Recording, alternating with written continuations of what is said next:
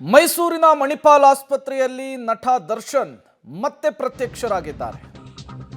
ಮೈಸೂರಿನ ಮಣಿಪಾಲ್ ಆಸ್ಪತ್ರೆಗೆ ದರ್ಶನ್ ಅವರ ಆಗಮನವಾಗಿದೆ. ದರ್ಶನ್ಗೆ ಇವತ್ತು ಶಸ್ತ್ರಚಿಕಿತ್ಸೆ ಇಲ್ಲ ಅನ್ನುವಂತಹ ಮಾಹಿತಿ ಸಿಗ್ತಾ ಇದೆ. ಶಸ್ತ್ರಚಿಕಿತ್ಸೆಗೂ ಮುನ್ನ ಇಂಜೆಕ್ಷನ್ ಅನ್ನು ಕೊಟ್ಟಿದ್ದಾರಂತೆ ವೈದ್ಯರು. ಇಂಜೆಕ್ಷನ್ ಫಲಿಸದಿದ್ದಲ್ಲಿ 3 ದಿನಗಳ ನಂತರ ಆಪರೇಷನ್. L5S1 ಸಮಸ್ಯೆಯಿಂದ ದರ್ಶನ್ ಬಳಲ್ತಾ ಇದ್ದಾರೆ. ಡಾಕ್ಟರ್ ಅಜಯ್ ಹೆಗಡೆಯ ಬಳಿ ಚಿಕಿತ್ಸೆಗಾಗಿ ದರ್ಶನ್ ಮಣಿಪಾಲ್ ಆಸ್ಪತ್ರೆಗೆ ಬಂದಿದ್ದಾರೆ. ಮೈಸೂರಿನ ಮಣಿಪಾಲ್ ಆಸ್ಪತ್ರೆಯಲ್ಲಿ ಮತ್ತೆ ಇವತ್ತು ದರ್ಶನ್ ಪ್ರತ್ಯಕ್ಷರಾಗಿರುವಂಥದ್ದು. ಮೊನ್ನೆಯಷ್ಟೇ ಮೈಸೂರಿಗೆ ಹೋಗೋದಕ್ಕೆ ಕೋರ್ಟ್ ಅನುಮತಿಯನ್ನು ಕೊಟ್ಟಿತ್ತು. ಮಣಿಪಾಲ್ ಆಸ್ಪತ್ರೆಯಲ್ಲಿ ದರ್ಶನ್ ಪ್ರತ್ಯಕ್ಷರಾಗಿರುವಂತಹ ವಿಜುವಲ್ಸ್ ಅನ್ನು ನೀವು ಸ್ಕ್ರೀನ್ ಮೇಲೆ ಗಮನಿಸ್ತಾ ಇದ್ದೀರಿ. ಬೆನ್ನು ನೋವಿನ ಸಮಸ್ಯೆಯಿಂದ ಬಳಲ್ತಾ ಇದ್ದಾರೆ. ಇದೇ ವಿಚಾರಕ್ಕೆ ಅವರಿಗೆ ಮಧ್ಯಂತರ ಜಾಮೀನು ಕೂಡ ಸಿಕ್ಕಿತ್ತು. ಮೊದಲ ಬಾರಿ ಮೈಸೂರಿಗೆ ಹೋಗೋದಕ್ಕೆ ಕೋರ್ಟ್ ಅವಕಾಶ ಕೊಟ್ಟಂತಹ ಸಂದರ್ಭದಲ್ಲೂ ಕೂಡ ಮಣಿಪಾಲ್ ಆಸ್ಪತ್ರೆಗೆ ಬಂದಿದ್ರು. ತಮ್ಮ ಫ್ಯಾಮಿಲಿ ಡಾಕ್ಟರನ್ನು ಭೇಟಿಯಾಗಿದ್ರು. ಈಗ 2ನೇ ಬಾರಿಗೆ ಮಣಿಪಾಲ್ ಆಸ್ಪತ್ರೆಯಲ್ಲಿ ಹಾಜರಾಗಿದ್ದಾರೆ ದರ್ಶನ್ ಅವರು. ಇವತ್ತು ಕೇವಲ ಇಂಜೆಕ್ಷನ್ ಅನ್ನು ಕೊಡ್ತಾರಂತೆ.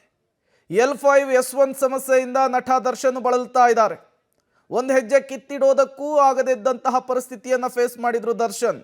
ಡಾಕ್ಟರ್ ಅಜಯ್ ಹೆಗಡೆ ಈ ಹಿಂದೆ ಕೂಡ ಅವರ ಬೆನ್ನು ನೋವಿನ ಸಮಸ್ಯೆಗೆ ಟ್ರೀಟ್ಮೆಂಟ್ ಅನ್ನು ಕೊಟ್ಟಿದ್ರು. ಸಿನಿಮಾ ಶೂಟಿಂಗ್ ಸಂದರ್ಭದಲ್ಲಿ ಕುದುರೆ ಮೇಲಿಂದ ಬಿದ್ದು ಇಂಜುರಿ ಆಗಿದ್ರಲ್ಲ, ಆ ಸಂದರ್ಭದಲ್ಲಿ. ಈಗ ವಿಪರೀತವಾಗಿ ದರ್ಶನ್ ಅವರಿಗೆ ಬೆನ್ನು ನೋವು ಬಾಧಿಸ್ತಾ ಇರುವಂಥದ್ದು. ಈ ಸಂದರ್ಭದಲ್ಲಿ ಮತ್ತೊಮ್ಮೆ ತಮ್ಮ ರೆಗ್ಯುಲರ್ ಡಾಕ್ಟರನ್ನು ಮೀಟ್ ಮಾಡಿದ್ದಾರೆ. ಇವತ್ತು ಕೇವಲ ಇಂಜೆಕ್ಷನ್ ಅನ್ನು ಮಾತ್ರ ವೈದ್ಯರು ಕೊಡ್ತಾರೆ ಅನ್ನುವಂತಹ ಮಾಹಿತಿ ಸಿಗ್ತಾ ಇದೆ. 3 ಇಂಜೆಕ್ಷನ್ ಇದಾವಂತೆ.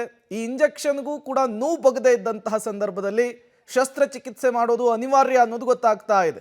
ಹಾಗಾಗಿ ನಾಳೆ ಅಥವಾ ನಾಡಿದ್ದು ದರ್ಶನ್ ಅವರ ಶಸ್ತ್ರಚಿಕಿತ್ಸೆಯ ವಿಚಾರಕ್ಕೆ ಸಂಬಂಧಪಟ್ಟಂತೆ ಡಾಕ್ಟರ್ ಮಾಹಿತಿ ಕೊಡುವಂತಹ ಸಾಧ್ಯತೆ ಇರುವಂಥದ್ದು. ಇವತ್ತು ಮೈಸೂರಿನ ಮಣಿಪಾಲ್ ಆಸ್ಪತ್ರೆಯಲ್ಲಿ ದರ್ಶನ್ ಪ್ರತ್ಯಕ್ಷರಾಗ್ತಾರೆ. ಡಾಕ್ಟರ್ ಅಜಯ್ ಅವರನ್ನು ಭೇಟಿ ಮಾಡಿದ್ದಾರೆ. ಬೆನ್ನು ನೋವಿನ ಸಮಸ್ಯೆಗೆ ಟ್ರೀಟ್ಮೆಂಟನ್ನು ಪಡೆಯುವಂತಹ ನಿಟ್ಟಿನಲ್ಲಿ ಜೈಲಿಗೆ ಹೋಗಿ ಬಂದ ಬಳಿಕ 2ನೇ ಬಾರಿಗೆ ಮೈಸೂರನ್ನು ಪ್ರವೇಶ ಮಾಡಿರುವಂತಹದ್ದು ದರ್ಶನ್. ಮೊನ್ನೆ ಅಷ್ಟೇ ಕೋರ್ಟ್ ಅವರಿಗೆ ಸಮ್ಮತಿಯನ್ನು ಸೂಚಿಸಿತ್ತು. ಮೈಸೂರಿನ ತಮ್ಮ ಫಾರ್ಮ್ ಹೌಸ್ನಲ್ಲಿಯೇ ಸಂಕ್ರಾಂತಿ ಹಬ್ಬವನ್ನು ಕೂಡ ಆಚರಿಸಿದ್ರು ದರ್ಶನ್. ಈಗ ಸಂಕ್ರಾಂತಿ ಹಬ್ಬ ಮುಗಿತಾ ಇದ್ದ ಹಾಗೆ ಇವತ್ತು ದರ್ಶನ್ ಮತ್ತೊಮ್ಮೆ ವೈದ್ಯರ ಎದುರು ಹಾಜರಾಗಿರುವಂತಹದ್ದು. ಮಣಿಪಾಲ್ ಆಸ್ಪತ್ರೆಯಲ್ಲಿ ಪ್ರತ್ಯಕ್ಷರಾಗಿರುವಂತಹದ್ದು.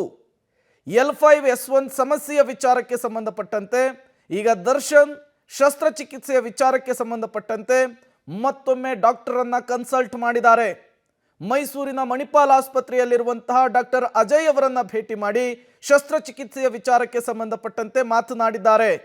ಈ ಸಂದರ್ಭದಲ್ಲಿ ಬೆನ್ನು ನೋವಿನ ಸಮಸ್ಯೆಗೆ ಸಂಬಂಧಪಟ್ಟಂತೆ ದರ್ಶನ್ ಅವರಿಗೆ ಇಂಜೆಕ್ಷನ್ ಅನ್ನು ಕೊಡಲಾಗಿದೆ ಅನ್ನುವಂತಹ ಮಾಹಿತಿ ಸಿಗ್ತಾ ಇದೆ.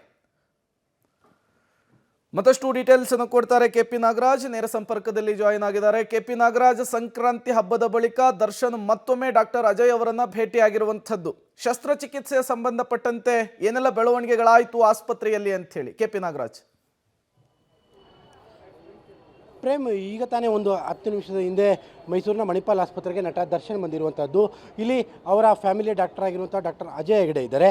ಆ ಕಾರಣಕ್ಕೋಸ್ಕರವಾಗಿ ಬಹುತೇಕ ಟ್ರೀಟ್ಮೆಂಟ್ನ ಸಂದರ್ಭ ಹಿನ್ನೆಲೆಯಲ್ಲಿ ಅವರು ಬಂದಿರುವಂಥದ್ದು. ಆದರೆ ಈಗ ಸಿಗ್ತಾ ಇರುವಂಥ ಮಾಹಿತಿಗಳ ಪ್ರಕಾರವಾಗಿ ಬಹುತೇಕ ಇವತ್ತು ಅವರಿಗೆ ಶಸ್ತ್ರಚಿಕಿತ್ಸೆ ನಡೆಯೋದಿಲ್ಲ. ಯಾಕೆಂದರೆ ಶಸ್ತ್ರಚಿಕಿತ್ಸೆಗಿಂತ ಮುಂಚೆ ಕೆಲವೊಂದಿಷ್ಟು ಪ್ರೊಸೀಜರ್ಸ್ನ ಕೂಡ ಡಾಕ್ಟ್ರು ಮಾಡಬೇಕಾಗಿದೆ. ಆ ಕಾರಣಕ್ಕೋಸ್ಕರವಾಗಿ ಇವತ್ತೇ ಶಸ್ತ್ರಚಿಕಿತ್ಸೆ ಆಗಿಬಿಡುತ್ತೆ ಅಂತ ಏನು ಹೇಳಲಾಗ್ತಾಯಿತ್ತು, ಇವತ್ತು ಆಗೋದಿಲ್ಲ. ಅದರ ಬದಲಿಗೆ ಇವತ್ತು ಅವ್ರಿಗೆ ನರ್ವ್ ರೂಟ್ ಏನು ಬ್ಲ್ಯಾಕ್ ಆಗಿದೆ, ಅಂದರೆ ಬೆನ್ನಲ್ಲಿ ಏನೊಂದು ನರ್ವ್ ರೂಟ್ ಬ್ಲ್ಯಾಕ್ ಆಗಿದೆ, ಆ ಬ್ಲ್ಯಾಕಿಗೆ ಸಂಬಂಧಪಟ್ಟಂತೆ ಒಂದು ಇಂಜೆಕ್ಷನನ್ನು ಕೊಡ್ತಾರೆ. ಆ ಇಂಜೆಕ್ಷನ್ ಒಟ್ಟು 3 ದಿನಗಳ ಕಾಲ ಅದರ ಅಬ್ಸರ್ವೇಷನ್ ಇರುತ್ತೆ. ಒಟ್ಟು 3 ದಿನಗಳ ನಂತರದಲ್ಲಿ ಮತ್ತೊಂದು ಸ್ಕ್ಯಾನ್ ಆಗುತ್ತೆ. ಆ ಒಂದು ಇಂಜೆಕ್ಷನ್ನಲ್ಲೇ ಆ ನರ್ವ್ ರೂಟ್ ಬ್ಲ್ಯಾಕ್ ಏನಾದರೂ ಕ್ಲಿಯರ್ ಆದರೆ ಶಸ್ತ್ರಚಿಕಿತ್ಸೆ ಅಗತ್ಯ ಇಲ್ಲ.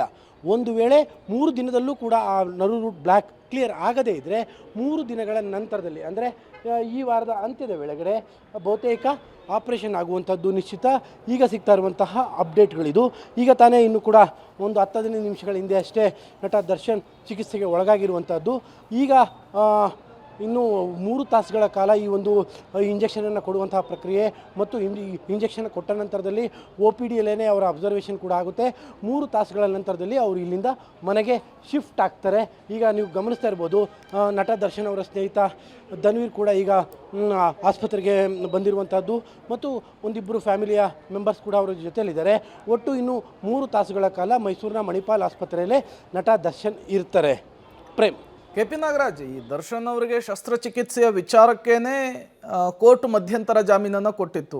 ಅದಾದ ಮೇಲೆ BGS ಆಸ್ಪತ್ರೆಯಲ್ಲಿ ಶಸ್ತ್ರಚಿಕಿತ್ಸೆಗೆ ಒಳಗಾಗೇ ಬಿಡ್ತಾರೆ ದರ್ಶನ್ ಅನ್ನುವಂತಹ ಮಾತಿತ್ತು. ಬಟ್ ಫಿಸಿಯೋಥೆರಪಿ ಮೂಲಕ ಟ್ರೀಟ್ಮೆಂಟ್ ಪಡೆದುಕೊಂಡು ಹೊರಗೆ ಬಂದರು. ಇಲ್ಲಾದರೂ ಅವರು ಆ ಶಸ್ತ್ರಚಿಕಿತ್ಸೆಗೆ ಒಳಗಾಗ್ತಾರೆ ಅನ್ನುವಂತಹ ಮಾತಿತ್ತು. ಅದಿನ್ನೂ ಕನ್ಫರ್ಮ್ ಆದಂತೆ ಕಾಣಿಸ್ತಾ ಇಲ್ವಾ ಅಂಥೇಳಿ.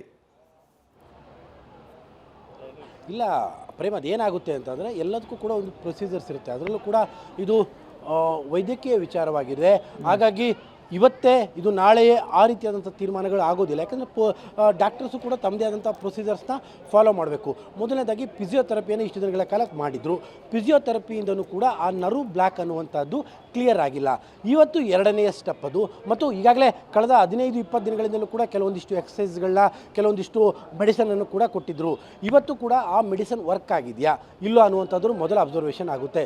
ತದನಂತರದಲ್ಲಿ ಇಲ್ಲ ಅದು ಆಗಿಯೇ ಇಲ್ಲ ಅನ್ನೋದ ಸಂದರ್ಭದಲ್ಲಿ ಬಹುತೇಕ ಈಗ ಸಿಗ್ತಾ ಇರುವಂಥ ಮಾಹಿತಿಗಳ ಪ್ರಕಾರವಾಗಿ ಆ ಇಷ್ಟು ದಿನಗಳ ಕಾಲ ಕೊಟ್ಟಿರುವಂಥ ಮೆಡಿಸನ್ ಇರ್ಬೋದು ಅಥವಾ ಮಾಡಿಸಿರುವಂತಹ ಎಕ್ಸಸೈಸ್ಗಳಿರ್ಬೋದು, ಅದರಿಂದ ಆ ನರ್ವ್ ಬ್ಲ್ಯಾಕ್ ಏನಾಗಿದೆ ಅದು ಕ್ಲಿಯರ್ ಆಗಿಲ್ಲ ಅನ್ನುವಂಥ ಮಾಹಿತಿಗಳಿದ್ದಾವೆ. ಹಾಗಾಗಿನೇ ಅದರ 2ನೇ ಪ್ರೊಸೀಜರ್ ಇವತ್ತು. ಆ ಪ್ರೊಸೀಜರೇ ಈ ಇಂಜೆಕ್ಷನನ್ನು ಕೊಡುವಂಥದ್ದು. ಈ ಇಂಜೆಕ್ಷನ್ ಕೊಟ್ಟ ನಂತರದಲ್ಲಿ ಒಟ್ಟು 3 ದಿನಗಳ ಕಾಲ ಆ ಇಂಜೆಕ್ಷನ್ನ ಪವರಿಂದ ಅದು ವರ್ಕ್ ಆಗುತ್ತೆ ಅನ್ನುವಂಥದ್ದು ವೈದ್ಯರುಗಳು. ಯಾಕಂದರೆ ಅದು ವೈದ್ಯರು ಒಂದೇ ಸತಿ ಅದನ್ನು ಟ್ರೀಟ್ ಮಾಡೋದಕ್ಕಾಗಲ್ಲ. ಒಂದೇ ಸತಿ ಆಪ್ರೇಷನ್ಗೆ ಯಾವ ವ್ಯಕ್ತಿ, ಅದು ದರ್ಶನ್ ಅವರು ಇರ್ಬೋದು ಅಥವಾ ಮತ್ತೊಬ್ಬರು ಯಾರೇ ಇರ್ಬೋದು, ಒಂದೇ ದಿನಕ್ಕೆ ಬರ್ತಿದ್ದಂಗೆ ಅಡ್ಮಿಟ್ ಮಾಡಿಕೊಂಡು ಆಪ್ರೇಷನ್ನ ಮಾಡೋದಕ್ಕಾಗೋದಿಲ್ಲ. ಯಾಕಂದರೆ ಅವ್ರಿಗೆ ಆದಂತಹ ಕೆಲವೊಂದಿಷ್ಟು ವೈದ್ಯಕೀಯವಾದಂತಹ ಸಿಸ್ಟಮೆಟಿಕ್ ಇರುತ್ತೆ. ಹಾಗಾಗಿ ಇವತ್ತು ಆ ನರ್ವ್ ಬ್ಲ್ಯಾಕಿಗೆ ಸಂಬಂಧಪಟ್ಟಂತಹ ಒಂದು ಇಂಜೆಕ್ಷನನ್ನು ಕೊಡ್ತಾರೆ. ಅದು 3 ದಿನಗಳ ಕಾಲ ಅವರ ಅಬ್ಸರ್ವೇಷನ್ನಲ್ಲಿರ್ತಾರೆ. 3 ದಿನಗಳ ನಂತರದಲ್ಲಿ ಮತ್ತೆ ಅವರು ಮೈಸೂರಿನ ಮಣಿಪಾಲ್ ಆಸ್ಪತ್ರೆಗೆ ಬರ್ತಾರೆ. ಮಣಿಪಾಲ್ ಆಸ್ಪತ್ರೆಗೆ ಬಂದ ನಂತರದಲ್ಲಿ ಅವರನ್ನು ಮತ್ತೆ ಅಬ್ಸರ್ವ್ ಮಾಡ್ತಾರೆ. ಆಗ ನರ್ವ್ ಬ್ಲ್ಯಾಕ್ ಏನಾದರೂ ಕ್ಲಿಯರ್ ಆಗಿದ್ದರೆ ಆಪ್ರೇಷನ್ ಇರೋದಿಲ್ಲ. ಒಂದು ವೇಳೆ ಆ ಇಂಜೆಕ್ಷನ್ನ ಎಫೆಕ್ಟಿಂದಲೂ ಕೂಡ ನರ್ವ್ ಬ್ಲ್ಯಾಕ್ ಹಾಗೇ ಇದ್ದರೆ ಈ ವಾರದ ಅಂತ್ಯದಲ್ಲಿ ಶಸ್ತ್ರಚಿಕಿತ್ಸೆ ಆಗುವಂಥದ್ದು ನಿಶ್ಚಿತ. ಯಾಕಂದರೆ ಮಾಡಲೇಬೇಕು, ಆಗಲೇ ಬಿಡಬೇಕು ಶಸ್ತ್ರಚಿಕಿತ್ಸೆ ಅನ್ನೋ ರೀತಿಯಲ್ಲಿ ಮಾತನಾಡೋದಕ್ಕೆ ಆಗೋದಿಲ್ಲ. ಯಾಕಂದರೆ ವೈದ್ಯರುಗಳಿಗೆ ಅವ್ರದ್ದೇ ಆದಂಥ ಸ್ಟೆಪ್ಸ್ ಇರುತ್ತೆ. ಆ ಸ್ಟೆಪ್ಸಿನ ಆಧಾರದ ಮೇಲೆ ಇದನ್ನು ತೆಗೆದುಕೊಂಡಿರುವಂಥದ್ದು. ಆದರೆ ಒಂದಂತೂ ಸತ್ಯ, ವೈದ್ಯರಿಗೆ ನೀವು ಶಸ್ತ್ರಚಿಕಿತ್ಸೆಯನ್ನು ಮಾಡಿ ಅನ್ನುವಂತಹ ಒಪ್ಪಿಗೆಯನ್ನು ನಟ ದರ್ಶನ್ ಅಂತೂ ನೀಡಿದ್ದಾರೆ. Prem. Okay, thank you KP Nagaraj ತಮ್ಮೆಲ್ಲ ಮಾಹಿತಿಗಾಗಿ.